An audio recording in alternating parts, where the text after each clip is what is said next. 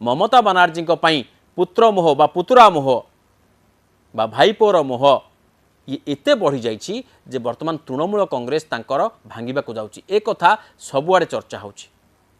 काहेकि मु आपनकु दुईटी उदाहरण देबाक जाउछि। निकटरे घटतिबा दुईटी उदाहरण आपण माने देखिथिबे। जेतेबेले सीआईडी पहुँचला अभिषेक बानार्जी घरे सेतेबेले अभिषेक बानार्जी गोटे बाइट देइथिले। सेतिरे से कहिथिले जे जेते मते जहा करंतु ना काहेकि मु उत्तर देबी नाही। कोलकाता महानगर आगरू कहीं किसी कही नथिला। सेतेबेले बाबू तुमर सरकार थिला, तुमे होचो से दलर सेकेंड इन कमांड, तेणु तुमको केमिति जड़े प्रश्न करता कोलकाता महानगर। एवं द्वितीय कथा होची आईन रो जो बाट रही ताकू सम्मान न दिबा कारणरू सीआईडी तांको घरे पहुँचला। एवं आउ गोटे घटना अभिषेक बानार्जी ऊपर जो आक्रमण हला से आक्रमण को लेकर सी जो प्रकार ढंगरे तांको लोक माने गोड़ेइले पिटिले ये निहाती निंदनीय।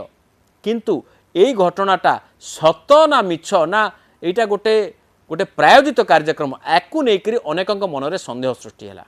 एवं विशेष करके मेडिकल रिपोर्ट जितेबाला सामना को आसिला सेतबेले याकू लेकर निज दल भितर भी गुंजरण सृष्टि है।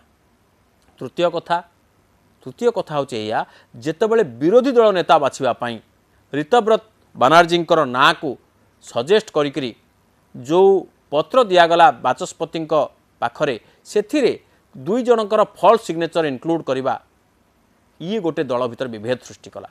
एवं दुई जन एमएलए को एक कथा प्रघट कर दुई जन एमएलए को दल निलंबन भी कला। तेणु ममता बानार्जी गोटे कथा कहले जे अभिषेक बानार्जी सी ही दल पर लड़ुंट सी दल को बहुत परिश्रम कर। तेणु जो दलर नेता माने जहाँ कहतु ना कहीं मु तांको सपक्षर छिड़ा है।